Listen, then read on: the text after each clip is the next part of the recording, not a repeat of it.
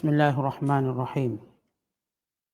وجوه يومئذ ناعمة لسعيها راضية في جنة عالية لا تسمع فيها لاغية فيها عين جارية فيها سرر مرفوعة وأكواب موضوعة ونمارق مصفوفة وزرابي مبثوثة أفلا ينظرون إلى الإبل كيف خلقت وإلى السماء كيف رفعت وإلى الجبال كيف نصبت وإلى الأرض كيف سطحت وذكر إنما أنت مذكر لست عليهم بمسيطر إلا من تولى وكفر فيعذبه الله العذاب الأكبر إن إلينا إيابهم ثم إن علينا حسابهم. Sadaqallahul azim. Sebaliknya, muka orang-orang yang beriman pada hari itu berseri-seri, berpuas hati dengan balasan amal usahanya yang baik yang telah dikerjakan di dunia. Mereka tinggal menetap di dalam syurga yang tinggi, tempat kedudukan dan darjatnya. Mereka tidak mendengar di situ sebarang perkataan yang sia-sia. Di dalam syurga itu ada mata air yang mengalir. Di situ juga ada pelamin-pelamin berhias yang tinggi tempatnya. Dan piala-piala minuman yang disediakan untuk mereka. Dan bantal-bantal yang teratur untuk mereka berteleku atau bersandar. Serta hamparan-hamparan yang terbentang. Mengapa mereka yang kafir masih mengingkari akhirat? Tidakkah mereka memerhatikan keadaan unta bagaimana ia diciptakan? Dan keadaan langit bagaimana ia ditinggikan binaannya? Dan keadaan gunung ganang bagaimana ia ditegakkan? Dan keadaan bumi bagaimana ia dihamparkan? Oleh itu berikanlah sahaja peringatan wahai Muhammad kepada manusia. Dan janganlah berduka cita kiranya ada yang menolaknya. Kerana sesungguhnya engkau hanyalah seorang rasul pemberi ingatan. Bukanlah engkau seorang yang berkuasa memaksa mereka menerima ajaran Islam yang kau sampaikan itu. Akan tetapi sesiapa yang berpaling dari kebenaran serta ia kufur ingkar, maka Allah akan menyeksanya dengan azab seksa yang sebesar-besarnya. Sesungguhnya kepada kamilah kembalinya mereka. Selain dari itu, sesungguhnya tanggungan kamilah soal menghitung amal mereka. Masih lagi kita berada dalam penafsiran surah Al-Ghashiyah. Surah yang ke-88 pada juzuk yang ke-30. Bermula ayat yang ke-8 sehingga ayat yang terakhir, itu ayat yang ke-26. Ayat-ayat yang kita bacakan ini menceritakan keadaan hal orang-orang yang beriman, yang ikhlas dalam ketaatannya kepada Allah, yang beriman dengan sebenar-benar iman kepada Allah dan Rasulnya. Mereka akan memperolehi berbagai kemuliaan dan kelebihan di syurga. Dan ayat yang kita bacakan ini juga penegasan tentang kekuasaan Allah Ta'ala dalam memberikan pendalilan kekuasaan Allah dan membangkitkan semula manusia. Dan peringatan kepada Nabi SAW supaya meneruskan dakwah dan juga amaran kepada orang-orang yang ingkar dan kafir. Mereka akan dikembalikan pada Allah, akan diazab dengan azab yang dahsyat, akan dihitung, akan dihisap segala amal perbuatan mereka di dunia. Kalau sebelum ini kita telah menerangkan amaran Allah Ta'ala kepada orang-orang kafir. Bagaimana orang-orang kafir Allah memberi amaran yang keras dengan menyebut tentang kedahsyatan kiamat yang akan berlaku dan pasti berlaku. Dan menceritakan bagaimana orang kafir ketika mana berlakunya kiamat, wajah mereka akan menjadi hina. Amalan-amalan mereka semuanya tertolak. Perumpamaannya ialah orang yang beramal yang penat dengan amalannya. Mereka akan disumbat dan dibakar dalam api neraka yang menjulang. Bahkan diberi minum padanya air yang mendidih dan diberi makan dengan makanan yang menyeksakan. Itu duri-duri yang menyakitkan dan menyeksakan. Yang tidak mengenyangkan dan tidak menggemukkan.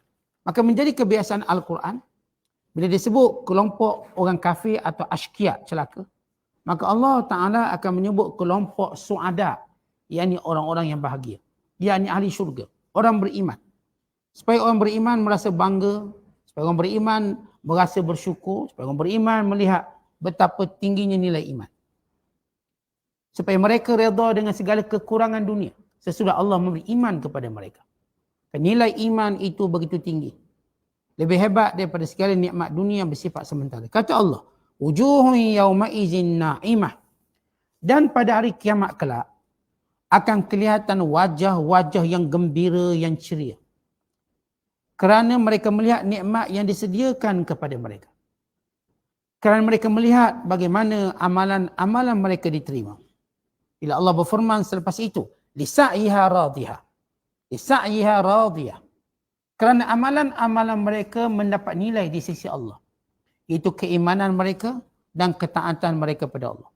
Dalam ayat ini kata para ulama, Allah Ta'ala mensifatkan atau menyebut sifat ahlus sa'adah, orang yang berbahagia di akhirat kelak dengan dua sifat. Yang pertama gambaran zahir, wajah mereka ceria. Yang kedua ialah gambaran batin, iaitu amalan mereka diterima.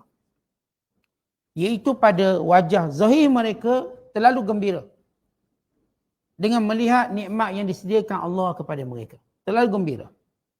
Kemudian hati mereka ini terlalu suka dan mereka mengetahui amalan mereka ini diterima oleh Allah. Wajah ceria, hatinya merasa radiyah, cukup berpuas hati. Kata radiyah artinya amat merasa selesa kerana Allah Ta'ala menerima segala perbuatan dan ketaatan mereka walau sekecilnya, apatah lagi yang sebesarnya. Kemudian Allah Ta'ala menyebut tentang kemuliaan-kemuliaan yang lain yang diperoleh oleh orang-orang beriman, iaitu syurga. Yang di dalamnya ada, Allah menyebut tentang 7 sifat syurga. Yang 7 sifat nikmat dalam syurga. Yang pertama tadi Allah menyebut sifat ahli syurga. Wajahnya gembira, ceria, hatinya cukup berpuas hati. Dia amalannya diketahui diterima oleh Allah Ta'ala. Kemudian Allah Ta'ala sesudah menyebut keadaan orang beriman, maka Allah menyebut keadaan di mana mereka ditempatkan. Fi jannatin aliyah.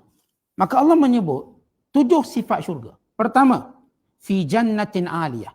Dalam syurga yang tinggi. Yang dimaksudkan dengan tinggi ialah aliyatul qadr, yang tinggi nilainya.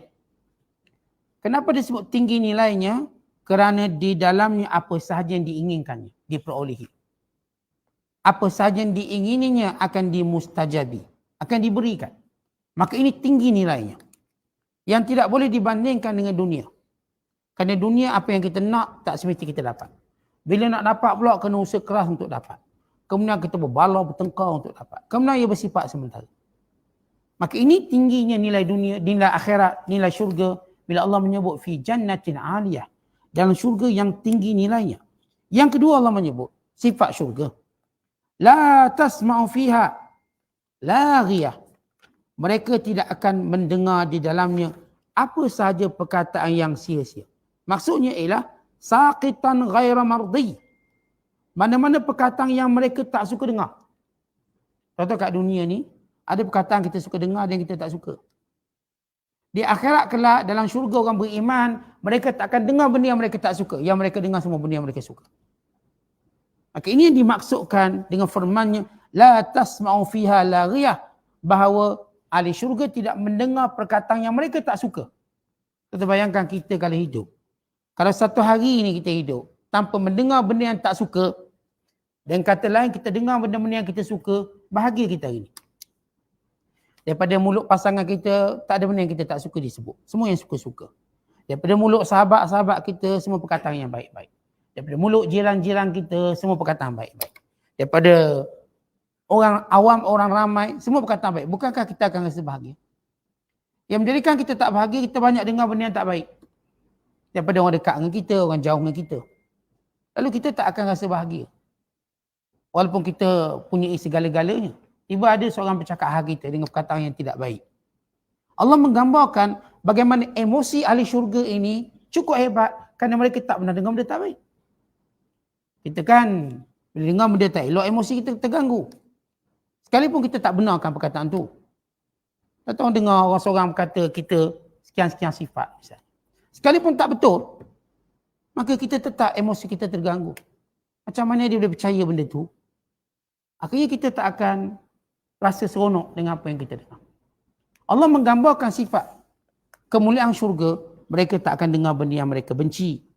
Yang ketiga, Allah menyebut sifat syurga, fiha ainun jariyah, di dalamnya pelbagai mata air. Allah menyebut secara nakirah. Nakirah ni maksudnya disebut secara makna umum. Kita kalau mengaji bahasa Arab, kita ada nakirah, kita ada makrifah. Makrifah maksudnya sesuatu yang dikenali, yang khusus. Kalau disebut dengan perkataan alif lam, maka itu panggil makrifah. Kalau tak ada alif lam, itu nama nakirah. Contoh, kita sebut rajulun. Rajulun lelaki. Mana-mana lelaki. Kalau kita sebut ar-rajulu, arti lelaki tertentu. Kita sebut kitabun, ini panggil nakirah, tak ada alif lam depan. Artinya mana-mana buku.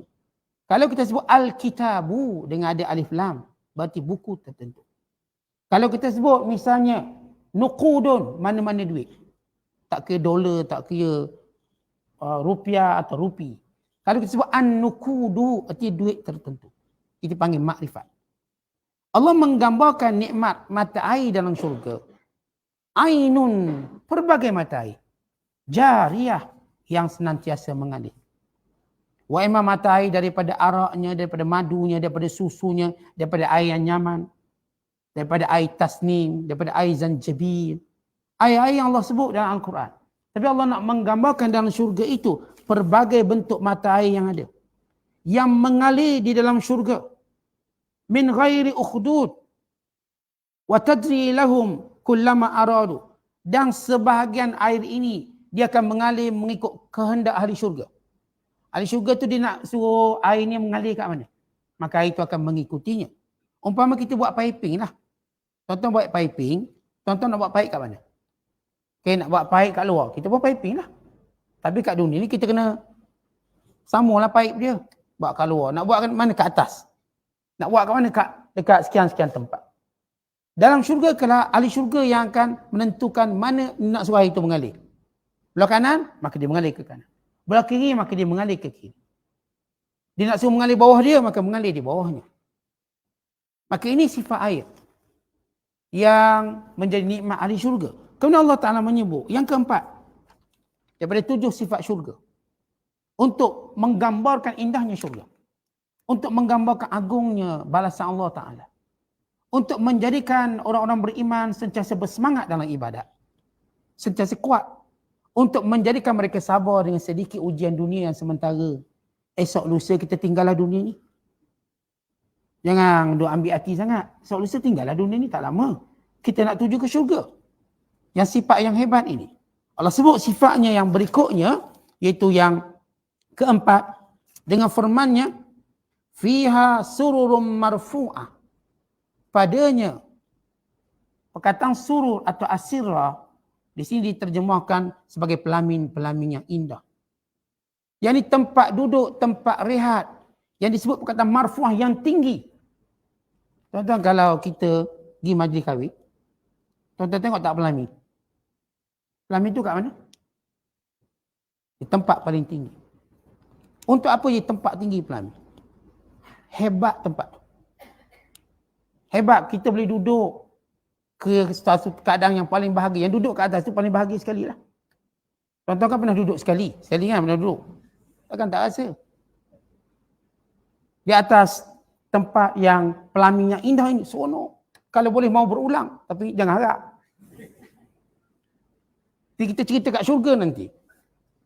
Allah Ta'ala menyebut dengan gambaran keindahan, keagungan, kehebatan, kemuliaan ahli syurga, fiha sururum marfu'ah, berada di atas pelamin-pelamin yang diangkat tinggi. Contoh lagi tinggi lagi hebat. Kalau kita pergi tengok pelamin tu, lagi tinggi, bajet dia lagi besar, lagi hebat, tinggi. Lagi tinggi, bila lagi tinggi, lagi ramai orang tengok. Lagi tinggi, lagi ramai orang boleh tengok. Maka bukankah nampak hebat? Bukankah dia nampak mulia? Bukankah ia memberi maksud semua mata tertumpu padanya? Bukankah memberi maksud dia menjadi orang yang paling berbahagia? Ini tempat duduk yang penuh kerihatan dan kebanggaan. Bukan sekadar Allah Ta'ala menyebut sururun, tempat itu dah selesa. Marfu'ah, bangga. Dia angkat tinggi. Kita duduk kat situ dah seronok. diangkat pula tinggi. Satu kemuliaan yang hebat. Kemudian kata Allah Ta'ala, sifat syurga yang kelima, dengan firman-Nya, wa akwabum mawdu'ah, dan piala-piala minuman. Akwab jamak pada kub. Piala-piala yang menggambarkan air ni dituangkan bukan dalam cawan, bukan dalam gelas, dalam piala, melambangkan kejayaan. Tentang kalau kita sebut kat dunia piala, maka apa kita maksudkan piala ni?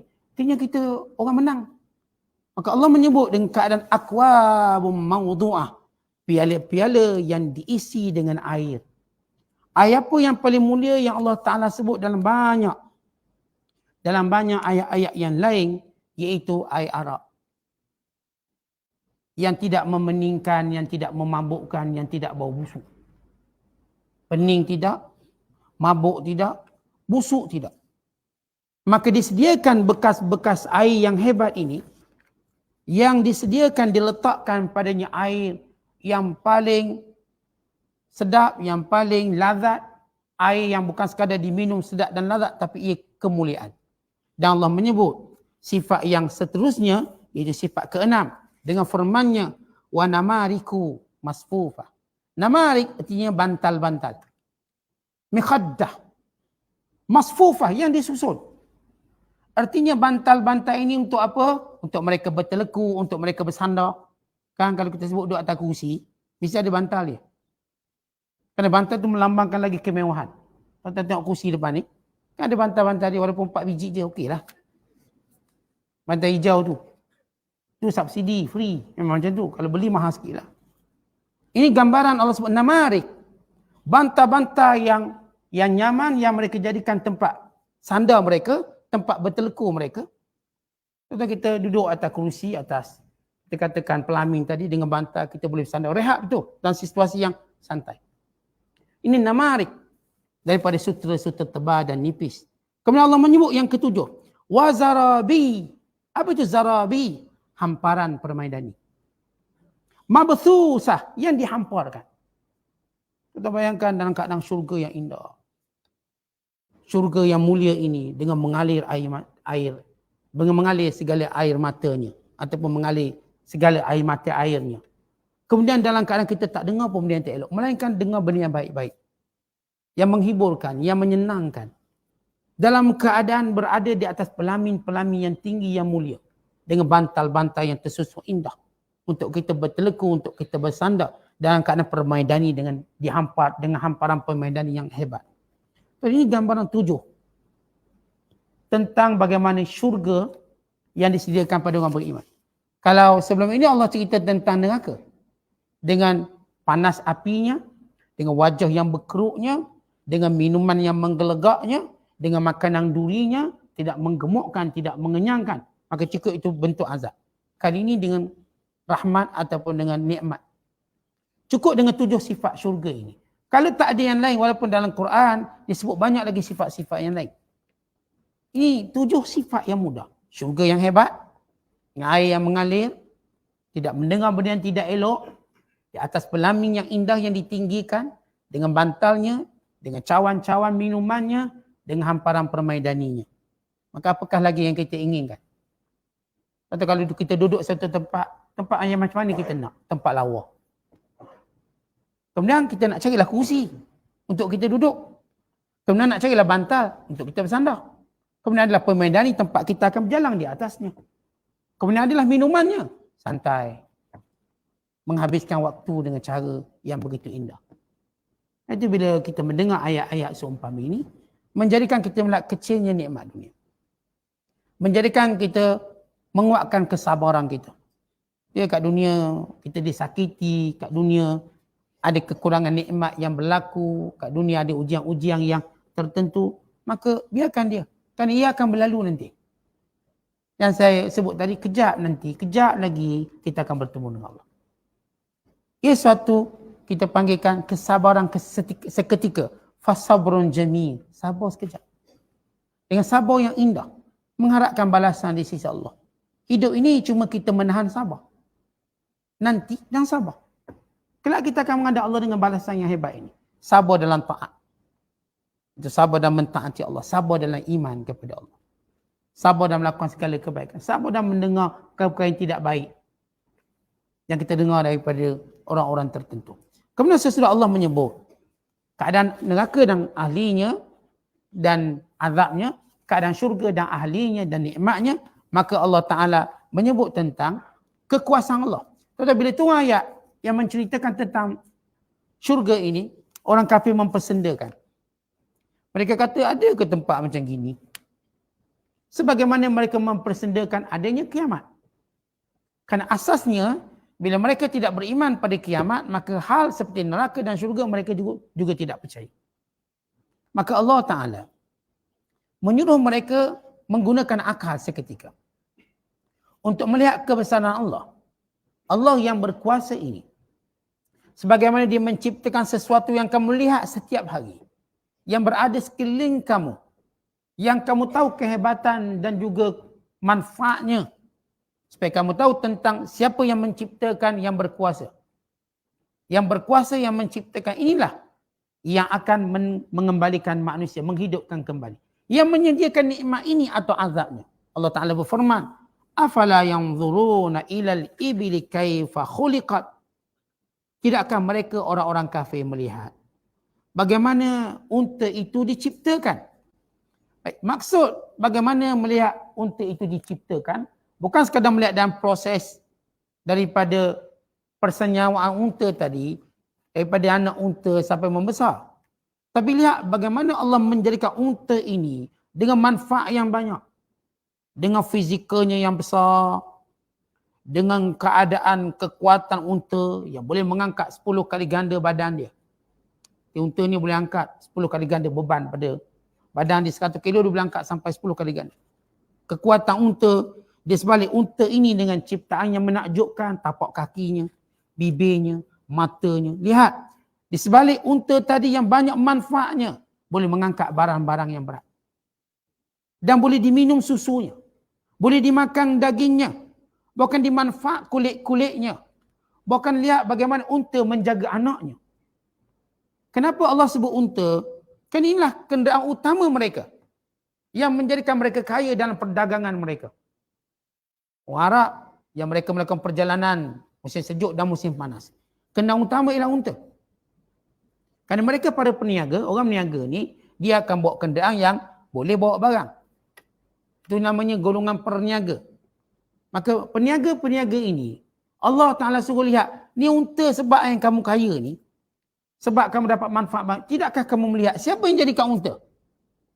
Dan lihat bagaimana fizikalnya yang besar.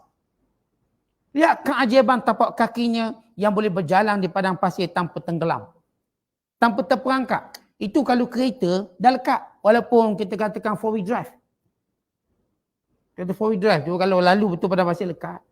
Tak lepas. Sikit-sikit boleh lah. Sampai 4-wheel drive kalau nak lalu kat padang pasir dia kena buang angin dia. Buang angin. Sampai tak ada angin.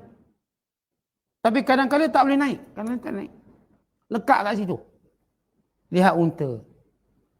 Dia punya 4-wheel drive ni macam mana? Semula jadi. Membelah padang pasir dengan ribut pasir. Dengan kemampuan kekuatannya beratus kilometer tanpa isi minyak. Angkat pula barang.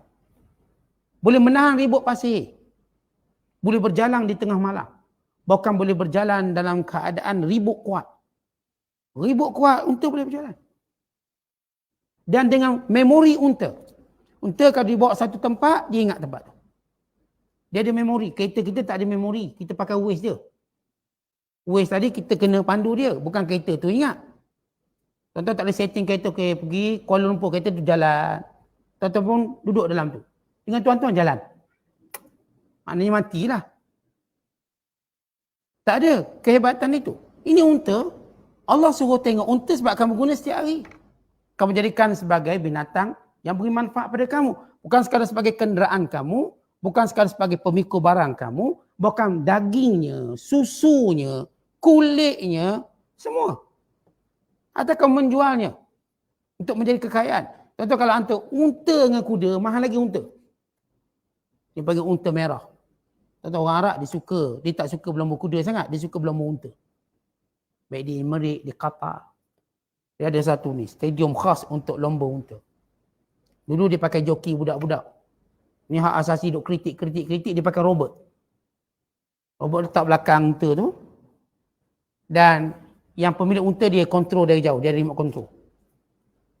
Robot ni dia buat satu pukulan belakang. Pukul, supaya unta tu lagi. Jadi tokai unta ni ikut dengan Pajero dia. Dengan LC dia, Land Cruiser dia. Ikut sampai buat. Saya pun ikut sekali. Tapi kita tak ada remote control lah, kita tengok dia.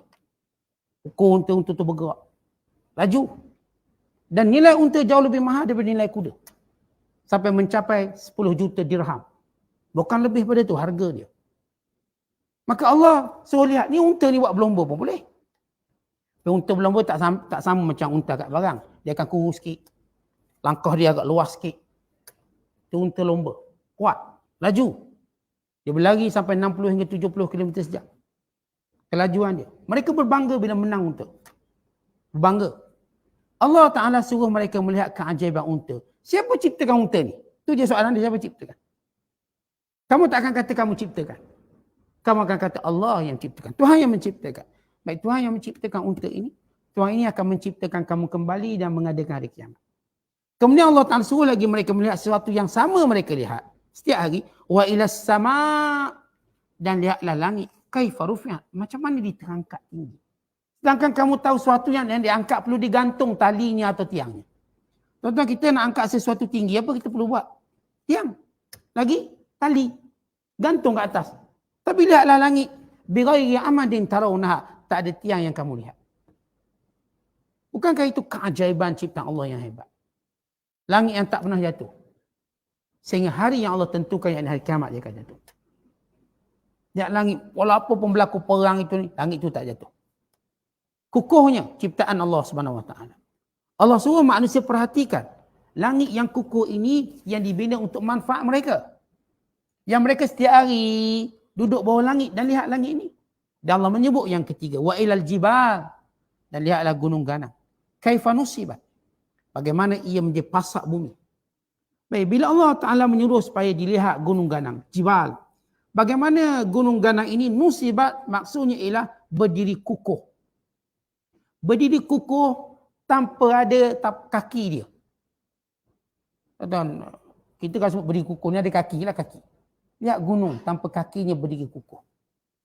Dengan pelbagai manfaat di dalamnya, tumbuh-tumbuhannya, selain daripada galian-galiannya, selain daripada keindahannya dan keajaibannya, selain daripada manfaat-manfaat tertentu yang banyak, tempat mengalirnya air-air, mengalir air terjun di sebalik gunung ganang ini, di sebalik dan di samping kita kata ma'adin wafirah, galian-galian yang pelbagai, permata-permata yang indah, bahkan menghasilkan seramik-seramik yang begitu hebat. Rukham. Kata orang buat seramik tu daripada mana dia ambil? Daripada gunung. Tanah-tanah gunung. Ambil proses jadi seramik. Jadi mozaik. Lihat gunung ini manfaatnya. Sebagaimana manfaat unta, sebagaimana manfaat langit. Tempat di mana turunnya hujan dan sebagainya. Kemudian Allah Ta'ala suruh lihat lagi yang keempat. Wa ilal ard, tengok bumi. Kaifa sutihat. Bagaimana ia dihamparkan. Lihat bumi mudah kamu berjalan. Tak susah untuk kamu jadikan jalannya. Dan kamu mengambil manfaat daripada bumi ini dengan pelbagai yang ada di atasnya. Berupa tumbuh-tumbuhannya, pokok-pokoknya. Yang disebab kehidupan kamu dan kebahagiaan kamu. Dan juga sebab kamu membina rumah kediaman kamu. Dan disebab kepada kehidupan dan kekayaan kamu. Allah Ta'ala sebut 4 perkara ini kerana manusia tengok benda ni setiap hari. Khususnya orang Arab yang diturunkan ayat kepada mereka ini. Unta, tengok. Atau kita walaupun kita tak ada unta, maka lihatlah keajaiban binatang ini. Kerana tidak ada binatang paling ajaib atas dunia ini selain unta. Ajaib sudut mana? Manfaat pada manusia yang banyak. Sampai hari ini unta digunakan.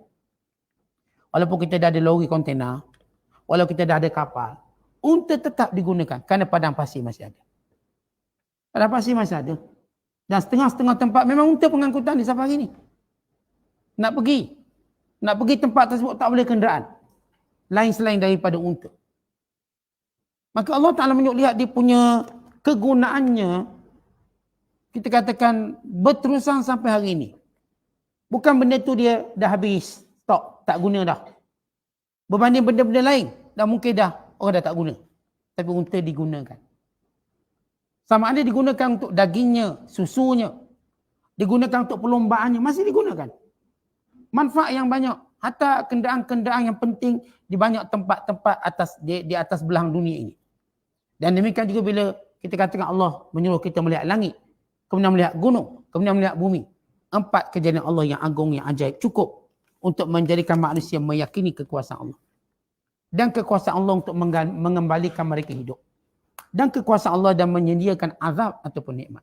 Kemudian kata Allah, fadzakir, wahai Muhammad, teruslah memberi peringatan.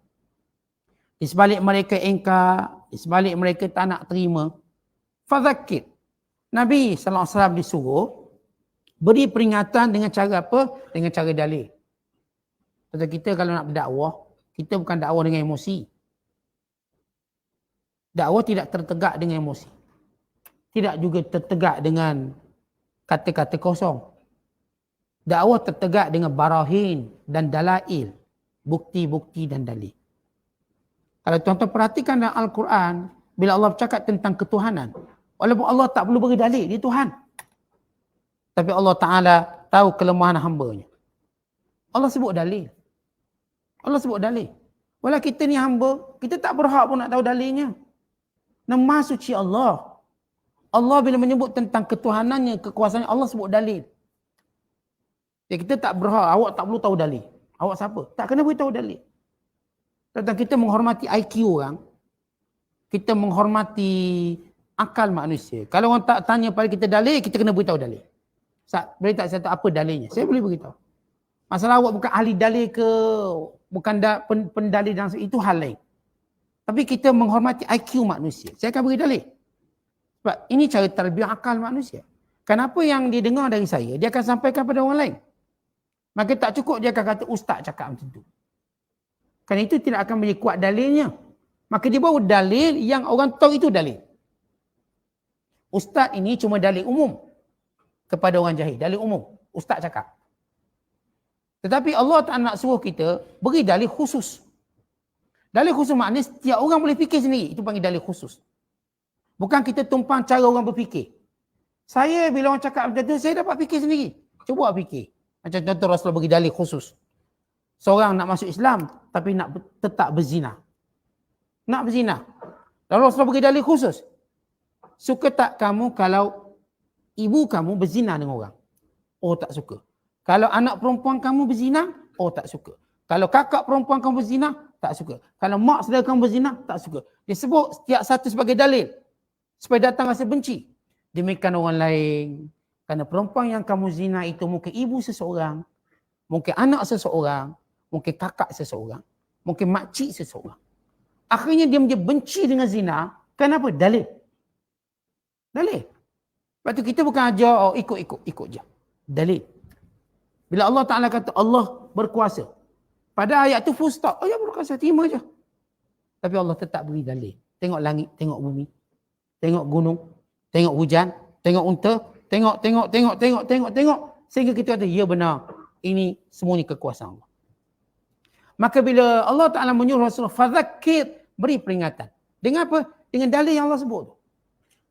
Beri peringatan. Beritahu manusia, tengok ni, siapa yang ciptakan kamu? Lihat kamu asal daripada mana? Lihat kamu asal keturunan kamu daripada siapa? Lihat. Supaya manusia dapat melihat dengan cara dalil. Kata bila sebut lihat ni bukan suruh tengok, kemudian selfie. Tengok, kerana manusia boleh tengok, dia berfikir. Kalau kita boleh tengok sesuatu, automatik otak kita ni nak berfikir. Kita tengok kereta lawa. Macam mana, berapa harga kereta ni? Dia berfikir. Macam mana dia beli kereta ni? Berapa sebulan dia bayar? Banyak soalan tu. Kita tengok je seorang, ni anak siapa? Tengok. Kita tengok je seseorang, dia ni kerja apa? Manusia boleh tengok, dia akan timbul soalan. Itu automatik. Kalau kita dengar orang ceramah, kita bertanya, ni ustaz ni nama apa? Dia automatik. Ustaz ni asal mana? Ustaz ni sekian. Kita nak tahu. Kita tengok je seorang tu, kita tengok je tempat tu, kita tengok je apa sahaja, kita akan berfikir. Sebab tu Allah kata, tidakkah kamu tengok? Maksud di sinilah tengok dengan berfikir. Kerana ini sifat manusia. Yang saya katakan kalau tuan-tuan tengok, tuan-tuan akan berfikir. Kita tengok ikan banyak dapat. Macam mana dapat ikan? Dia mengair waktu mana? Dia pakai umpan apa? Kita berfikir ke arah tu. Tengok dia kaya. Dia kerja apa? Macam mana dia apply kerja tu? Macam mana mudah dia dapat kerja sekian-sekian? Maka di situ akan datang tasaulat, persoalan. Maka kata Allah, fadzakir innama anta mudzakir. Wahai Muhammad, kamu ialah orang yang mesti berterusan beri peringatan. Lasta alaihim bimusaitir. Kamu tidak boleh memaksa mereka dan kamu tidak boleh menguasai mereka.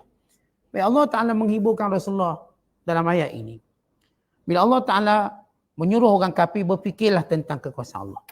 Dan Rasulullah diminta ulang dalil itu pada mereka. Tapi manusia ini mungkin menerima, mungkin menolak. Maka Allah menyuruh Rasulullah supaya berterusan menyampaikannya dan jangan merasa sedih. Sebab kerja kamu wahai Muhammad SAW menyampaikan, bukan memaksa mereka. Dan Rasulullah SAW bila menyampaikan sesuatu, Nabi nak sangat orang terima. Keinginan Rasulullah nak seorang beriman tadi membebankan Rasulullah SAW. Contoh kita ni, kalau kita terang ke orang, supaya dia berubah, ia beban. Saya cakap sepatah, tuan-tuan kena ikut. Tuan-tuan jadi macam saya cakap. Beban saya. Tapi kalau saya tahu, saya cuma cakap. Terpulang pada tuan-tuan nak percaya, tak nak percaya. Nak terima, tak nak terima. Nak berubah, tak nak berubah. Maka saya tak tertekan. Saya akan tertekan. Mak ayah tertekan. Bila setiap kali kita cakap dengan anak-anak kita, kita nampak dia tak berubah. Anak saya dah suruh semayang, tak semayang-semayang. Anak saya dah suruh tutup aurat, tak tutup aurat. Tertekan. Barangkali kita malu berhadapan dengan orang. Awak tu ustaz, kenapa anak awak tak pakai tudung? Malu kita. Awak tu sekian-sekian, kenapa anak awak tak solat? Malu. Tetapi bila kita faham, bukan kerja kita untuk paksa seseorang dalam mengikuti kebaikan. Hatta anak kita. Hatta anak kita pun tak boleh paksa mereka.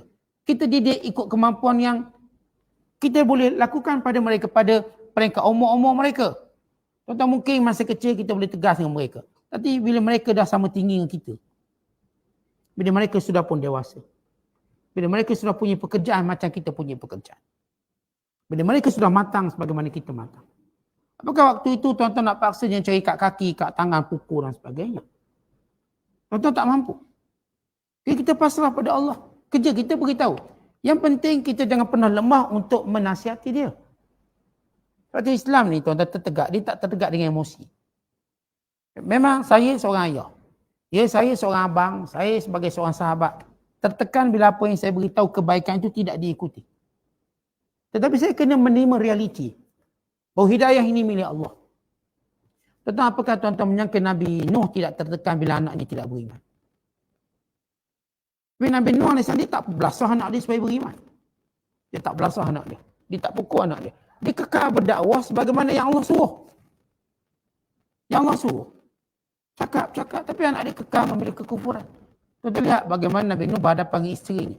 Apakah kita menyangka Nabi Nuh tidak tertekan dengan isteri yang tidak mau beriman? Ini isteri Nabi tak nak beriman. Tapi kerana Allah Ta'ala beritahu Nuh, yang memberi hidayah aku, yang menyampaikan ni kamu. Yang menyampaikan kamu. Tapi menentukan hidayah siapa? Aku. Sebab itu Allah sebut, turunkan ayat. Innaka la tahdi man ahbab walakin Allah yahdi man yasha. Kamu tak boleh beri petunjuk siapa yang kamu sayang. Tapi Allah yang beri. Pada siapa yang Allah kehendaki. Kadang-kadang kita tak sayang dia. Tapi Allah kehendaki dia dapat hidayah. Maka dia dapat. Kadang-kadang kita sayang dia. Tapi Allah menghendaki dia tak dapat hidayah. Maka dia tak dapat. Ini kata-kata Nabi-Nabi alaihissalam. Mereka amat menyayangi isteri mereka. Mana Nabi tak sayang bini? Tapi itu bukan menjadi tiket untuk penentuan pada hidayah. Akhirnya anak Nabi Nuh, isteri Nabi Lut, bapa saudara Nabi SAW. Dan lain-lain orang yang punya hubungan rapat dengan para Nabi SAW. Ayah Nabi Ibrahim, ibu Nabi Allah Ibrahim. Semua mereka. Semua Nabi-Nabi kita baca, maka kita akan dengar berita cerita-cerita yang menunjukkan hidayah itu milik Allah. Kalau hidayah ini milik mereka, pasti mereka akan beri pada orang paling mereka sayang. Bukankah seorang suami dia sayang isteri dia? Tapi Nabi Lut tidak boleh berbuat apa-apa atas pengkhianatan isteri dia. Nabi Nuh juga begitu. Sebab Allah sebut dalam Quran. Falan yughniya anhuma minallahi syai'a. Kedua-duanya ini tidak mampu memberi apapun manfaat dan faedah kepada isteri mereka. Siapa? Nuh AS dan Nabi Lut. Maka pergi kepada fungsi asal kita. Allah sebut pada Nabi SAW dan juga pada kita. Fadzakir innama anta mudzakir lasta alaihim bimusaitir. Terus beri peringatan. Kamu adalah pemberi peringatan dan kamu tidak boleh menguasai mereka. Yani kamu tidak boleh memaksa mereka. Kemudian Allah Ta'ala menyebut sesudah itu, kata Allah Ta'ala, illa man tawalla wa kafar, tetapi orang yang ingkar dan kafir. Bila Allah Ta'ala menyebut tugas Rasul, tugas Nabi-Nabi, bukan tugas orang beriman, terus beri peringatan. Hidayah milik Allah.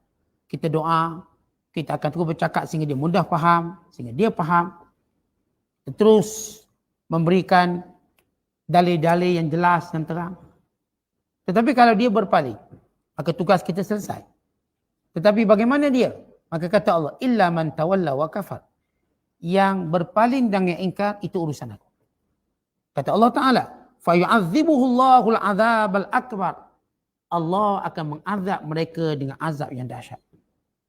Dan Allah Ta'ala menyebut, inna ilaina iyabahum. Semua mereka yang ingkar ini akan kembali pada Allah. Thumma inna alaina hisabahum. Kemudian kamilah yang akan menghisap segala amalan mereka. Artinya bila ada persoalan, kami akan berdakwah pada mereka, kami akan menyampaikan pada mereka, kami tidak boleh menguasai mereka, memaksa mereka. Sebagaimana Allah sebut ayat yang lain, afa anta tukrihun nas hatta yakunu mu'minin. Afa anta tukrihun nas hatta yakunu mu'minin. Apakah engkau wahai Muhammad ingin paksa manusia sehingga mereka beriman? Maka kata Allah, tak boleh paksa. La ikraha fid din, qad tabayyana ar-rusyd minal ghayy. Tiada paksaan dalam agama, telah jelas petunjuk dan kesesatan. Petunjuk ni kerana terlalu jelas. Sesat ini juga terlalu jelas. Dan orang sesat dan hatinya terasa kesesatan itu. Orang yang dapat petunjuk dan hati terasa petunjuk itu. Ia jelas. Sumpah jelas ni makan dan minum. Tuan-tuan, kalau tuan-tuan kenyang, jelas tak kenyang tu? Tuan-tuan kalau lapar, jelas tak lapar tu? Jadi kalau kita lapar, jelas tak lapar? Perasaan lapar tu? Jelas. Memang saya lapar ni. Saya haus ni. Orang sesat, jelas dalam kesesatan. Dia tahu dia sesat. Dan orang dalam petunjuk, dia tahu dalam petunjuk. Sebab petunjuk menjadikan dia tenang. Kesesatan menjadikan dia gagu-gagu dan menjadikan dia tidak tenang. Jadi disebut dalam hadis Nabi SAW. Al-ismu mahaka fi sadrika wa karihta an yattala alaihi nas. Dosa itu akan sentiasa mengganggu hati kamu. Dan kamu malu untuk dilihat oleh manusia. Maka Allah Ta'ala menyatakan tentang batasan seorang hambanya dalam berdakwah.